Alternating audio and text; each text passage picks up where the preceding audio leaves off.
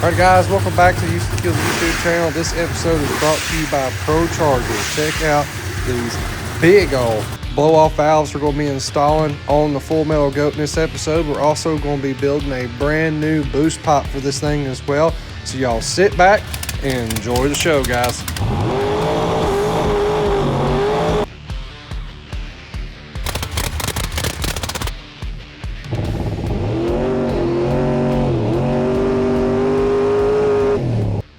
Alright guys, what's going on? Welcome back to the Houston Kilby YouTube channel. I'm Houston Kilby and this is the main man Jesse right here. Man.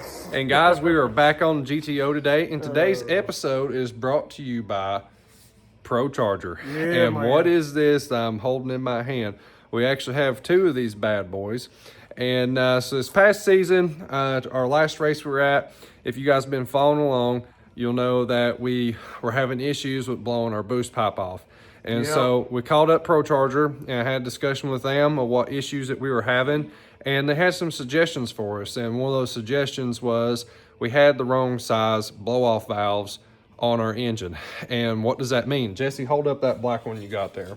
Yeah, that's a Mickey Mouse one, man. Look at that So thing. turn it around there. Let's see the inside of it there. All right.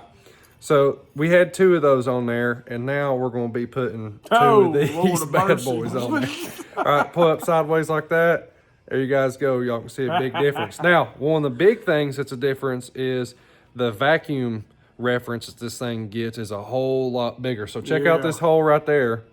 That's a 3/8 size hole. Now check out this hole that's on this one here. That one is just an 1/8 inch NPT. Okay, so big difference there between 3/8 NPT and 1/8 inch. So big horsepower stuff. Big horsepower stuff. We got the big boy stuff on there now. So so this is one of their pro race blow-off valves. This thing is like what you see on pro mods, top dragsters, all that stuff. You'll see two of these bad boys on there, and that's what we're putting on our engine to help keep the boost pipe on this deal and also calm down as well. Yeah, we don't want that again. Yeah, we don't want that. And also, in this episode, we are going to be showing you guys how to build a boost pipe as well and make one that you can maintenance, work on, and get on and off in between rounds. Oh, we done already got it figured out on next test. If we ever do another hot rod at this level, we done got our header set up. Yeah. He said, I'm going to mount the ratchet on the flange, and I'm going to build out the headers around the ratchet. That's it. So we're finding out, like when you go to actually race a car, man, you find out real quick things like boost pipes, things like getting to your spark plugs and getting around headers and things like that is extremely important, and you want to be able to get to it quickly and effectively because these things get hot in between rounds. And sometimes you got to put welding gloves on just to work on these things. Just to get near the header situation. So yeah, guys, in this episode, we'll be installing these. We're going to be making a boost pipe. And let's get after it here. So you guys sit back and enjoy. All right, guys, tell y'all how mangled up this pipe was. We couldn't even get it out of the car. I said, to heck with it. Get the saw out. We're cutting this bad boy out. All right, guys, y'all just saw us cut this pipe off. And I've been wanting to do this for a long time. But so, let you guys see some damage here. This was a perfect circle right here, okay? And it oblonged this.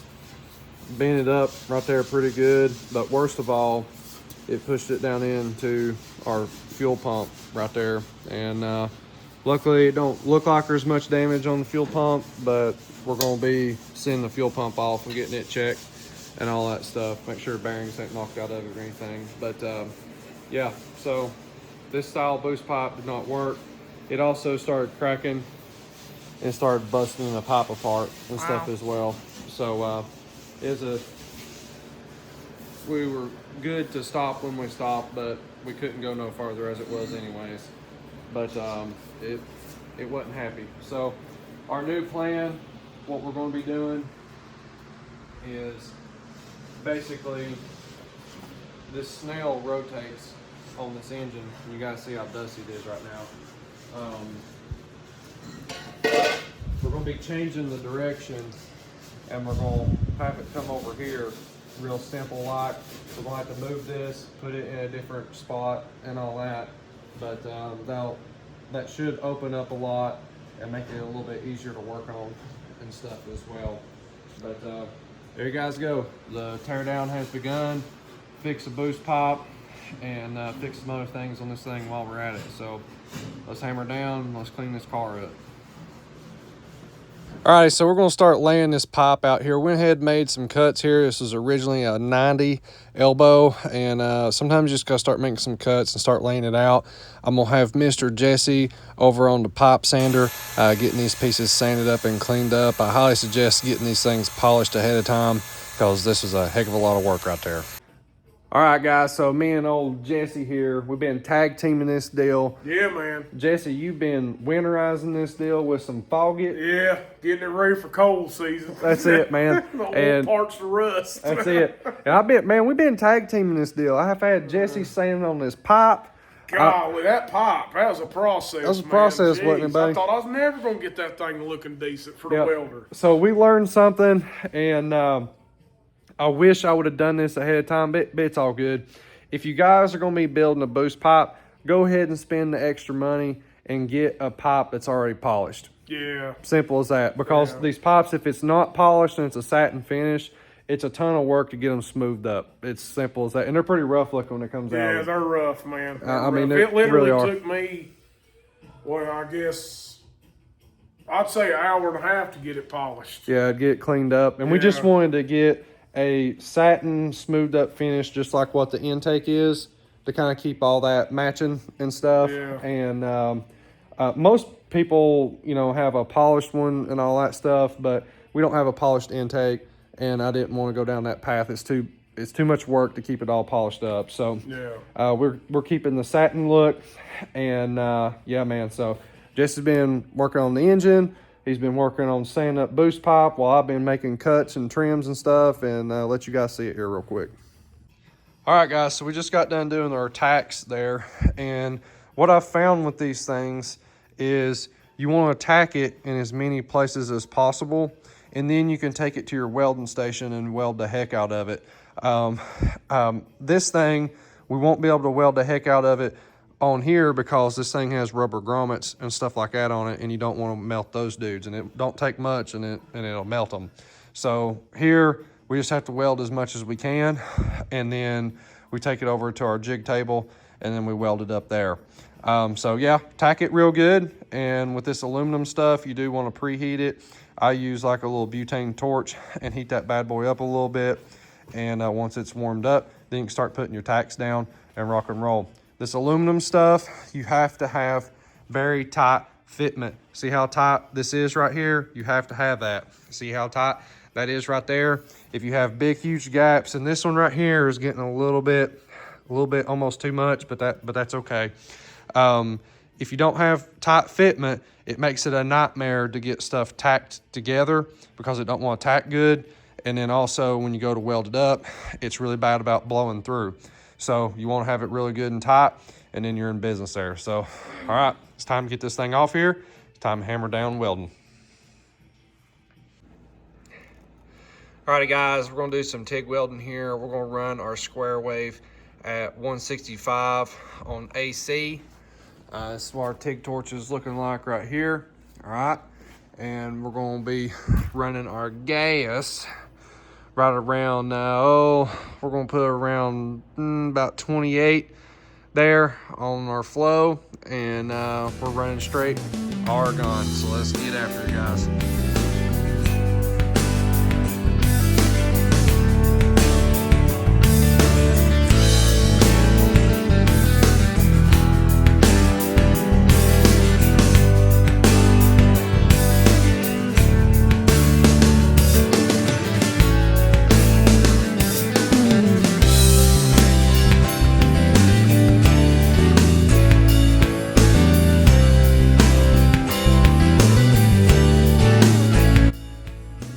All right, guys, what's going on? So we just got done welding our pipe up here, and you guys seen where we went back and we actually had to cut this section right here apart, this middle weld right here. And so let me explain why and what happened.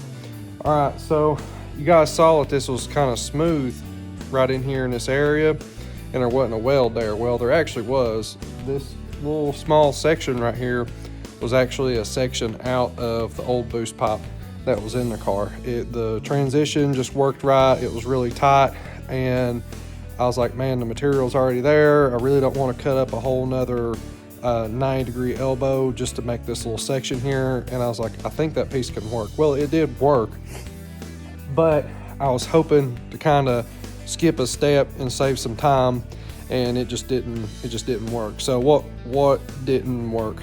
All right, so what I tried to do is, this piece wasn't cut apart, but there was an old weld there that I wanted to wash over, or meaning weld on top of, to get it to look uniform like the rest of it, and also make it as strong as the rest of it. This had an old weld there from the first time I ever welded aluminum, and I wasn't good at it at all, and I've learned a lot of stuff since then. But I tried it and it didn't work, so I just stopped. I literally cut the pipe apart and put us a brand new weld there. I grounded out all the old stuff. I cleaned up the pipe, sanded down all the old weld and stuff, and got it out of there. Because what was happening, it was pulling a lot of porosity out of that old weld, and I learned really quick it would not clear out, period. So I just stopped, cut it apart, put a brand new weld down, and it welded up perfect and looks amazing. So yeah, guys, a little tip and trick there for y'all on this aluminum welding. A lot of times it's just best to take a step back, cut everything out, start fresh again if it's having a lot of porosity problems, and that's what we had to do right there in that section. So there you guys go. A lot of this brown stuff and stuff in here, we will clean all that up. We'll take some Scotch-Brite to it and make everything look really nice and uniform and stuff. And I'm very, very, very pleased the way this looks. We're not done yet. We now got to get the blow-off valves marked where we need to cut the holes out and get them welded on. And then we also got the burst panel that needs to be welded on as well. So we still got quite a bit of work left in this boost pipe. So let's get after it. All right, so let's talk about this section right here and why this is important. All right, so this is a billet piece right here, okay, that we welded on to our boost pipe. We didn't have this section before. You guys can see here, it's got a lip on it, and it's got a lip on it here. And this is a very strong piece right here, and it's thicker than what the rest of the pipe is. This is made this way, so when we go to put a T-bolt style clamp on this with our union rubber piece right over, you guys can see it right over there on top of the blower there, that's so the clamp won't slip off and so the clamp won't deform this billet piece. Those T-bolt clamps will deform your boost pipe if you don't put one of these billet ends on it, or if you don't double wall this and put an additional piece of aluminum around this or something. So guys, you want to be aware of that. That was an issue that we had on our old boost pipe. We deformed the pipe with the T-bolt clamp. All right, guys, we're going to hammer down, and now we need to install the burst panel here. So I'm using some tape to try to figure out how big this thing is, and then I just laid the tape onto the pipe is what I ended up doing there, but I didn't show it, so I apologize there. But anyways, we cut this piece out, and we just hammered down here. And this took a minute to kind of fit this thing. Again, take your time, make everything fit really, really tightly, and the welds will turn out much, much better. So yeah, guys, we're going to preheat this thing with a little butane torch, get it warmed up. It is cold here in our area, so you got to make sure this stuff stays warm before you start welding it again, or it will crack, it will throw fits and not want to weld up right. But this thing is rocking and rolling. It's Lincoln Square Wave. It's hammered down, and I'm liking how these welds are looking, and I'm very, very happy with the results of all these here. So turned out pretty good. Let you guys see what this thing looks like here and check that deal out. That's what I'm talking about. We got some good dabs going on there, some good dime stacks going on, and now it's time to get into hole sawing out the holes for where the blow-off valves are going to be, and we're going to weld these ProCharger blow-off valve flanges onto here. So yeah, man, we're gonna hammer down, get those welded on, and then we'll see what this deal's gonna look like.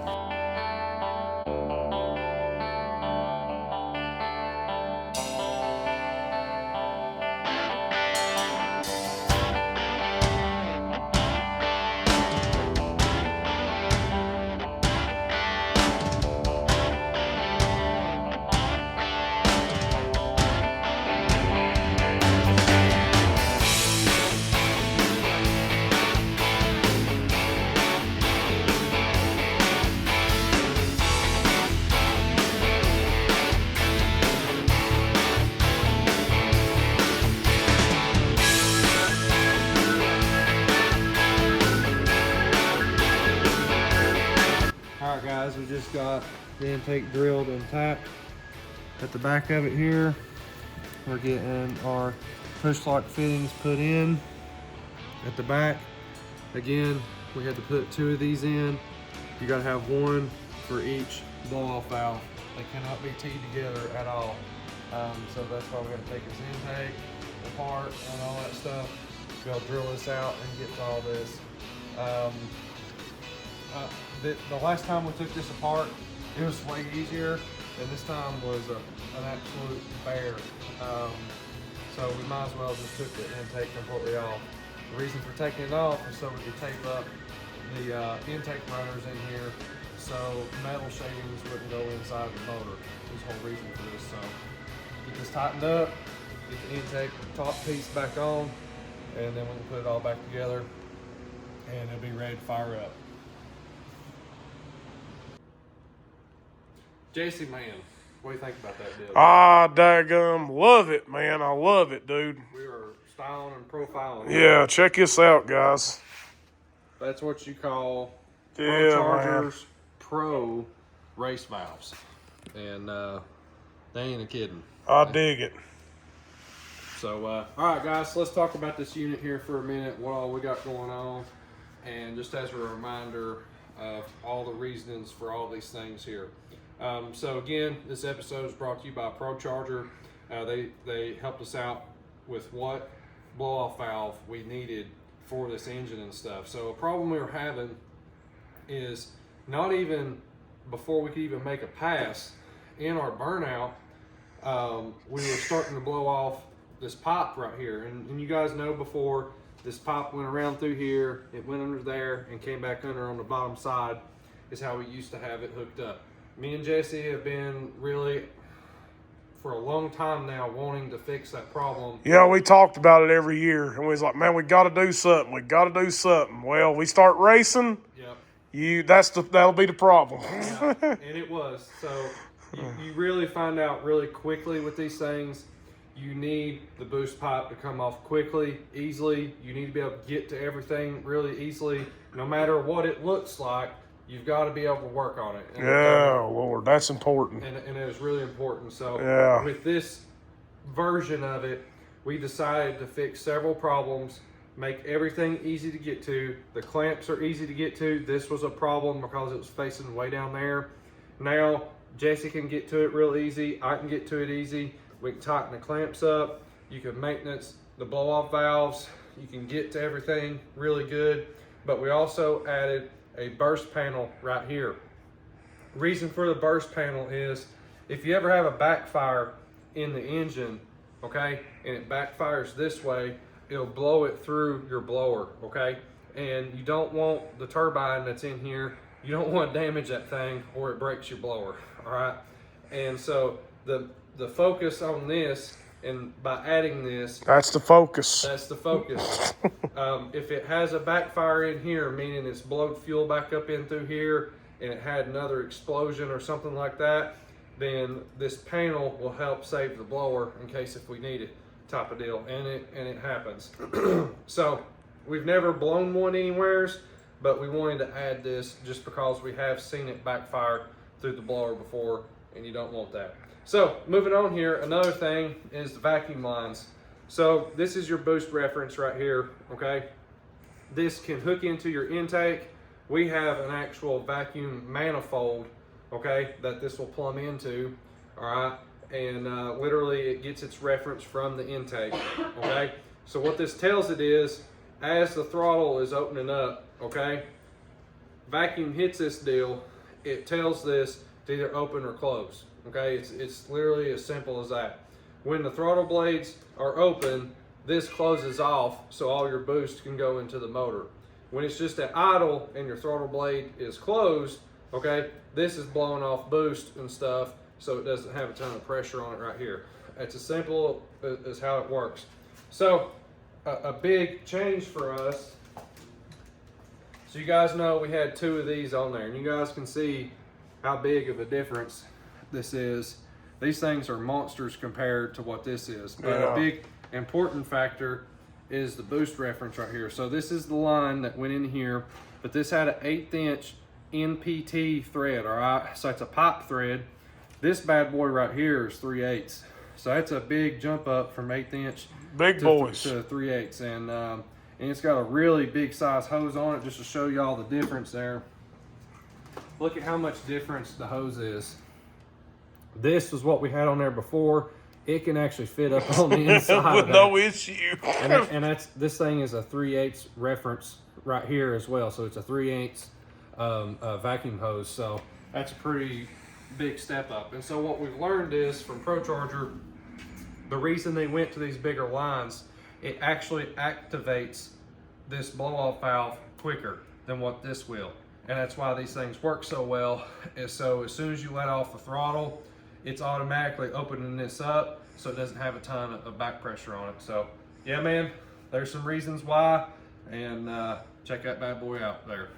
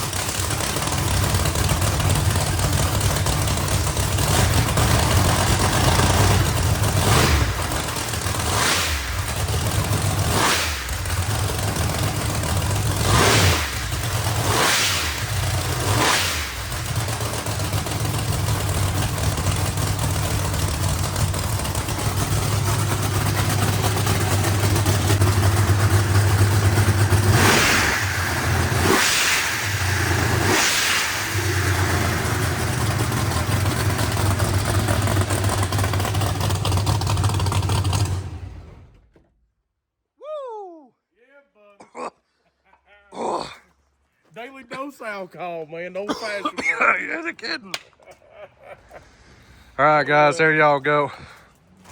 ProCharger race valves are installed, and we are now hearing whoosh sounds. Yes, sir. I'll take it. Mr. Jesse. Yeah, man. We burned some alcohol today. That's always a good day right there, man. Good morning, neighbors. Yeah. Well, guys, there y'all go. We're making some whoosh sounds now. Big shout to ProCharger. That thing sounds good. Big shout out.